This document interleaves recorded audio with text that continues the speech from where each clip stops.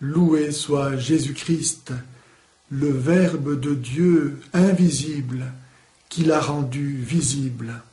Sa paix soit avec vous. Tout musulman se doit de se prosterner lors de sa prière quotidienne en direction de la Mecque.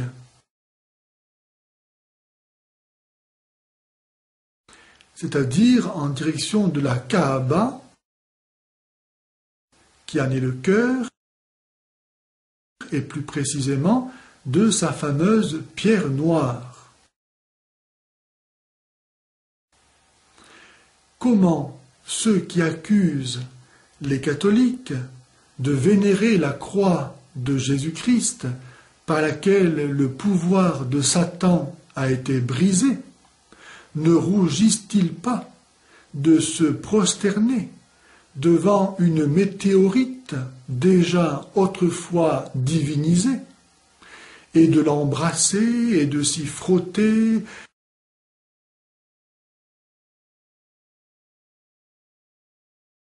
et d'y tourner rituellement 7 fois autour, tels des Sioux tournant autour de leur totem.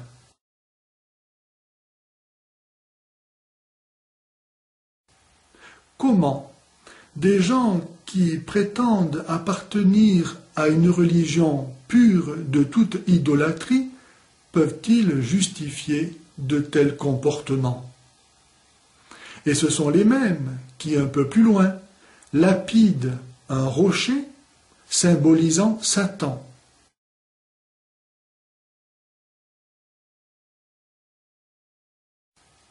Et qui vont accuser les chrétiens d'utiliser des statues et des représentations. Pourquoi ceux qui prétendent interdire l'usage d'images utilisent-ils eux-mêmes des images, telles la lune,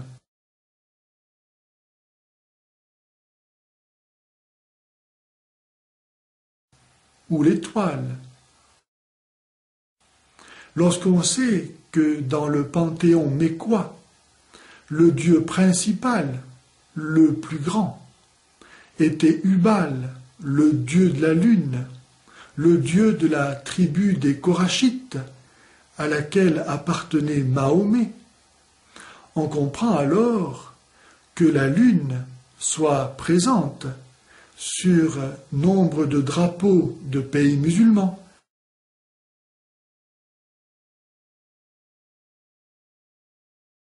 comme en haut des mosquées, ou qu'il y ait le croissant rouge, et que l'islam ait adopté le calendrier lunaire. Selon l'avis 6402 de la Commission permanente pour les recherches scientifiques et la consultance du monde islamique, la photographie des êtres dotés d'âme est interdite et les gains qu'elle génère le sont aussi.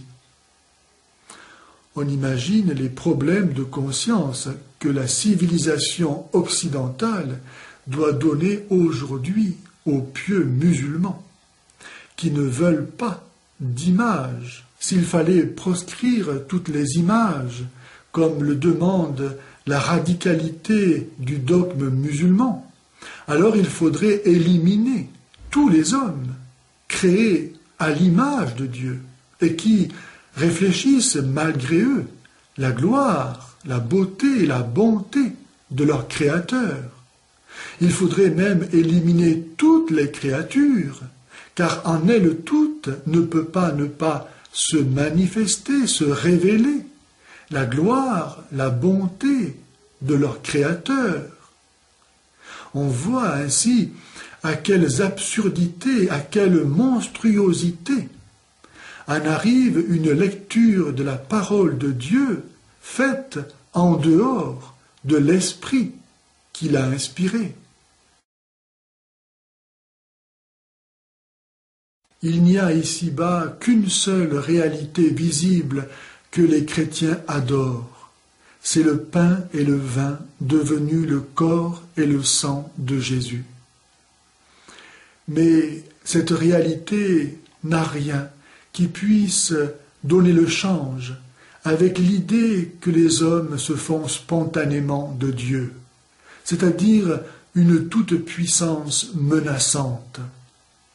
C'est en effet en toute douceur et humilité que Dieu vient se donner à nous, lui qui est la vie éternelle, afin que nous vivions par lui. Je suis le pain vivant, descendu du ciel, pour qu'on le mange et ne meure pas. Dans la communion, Dieu nous donne la vie éternelle qui est lui-même, et en retour, nous lui donnons notre mort. Quelle plus grande merveille Dieu pourrait-il faire pour nous? Y a-t-il un Dieu qui puisse être meilleur que ce Dieu-là?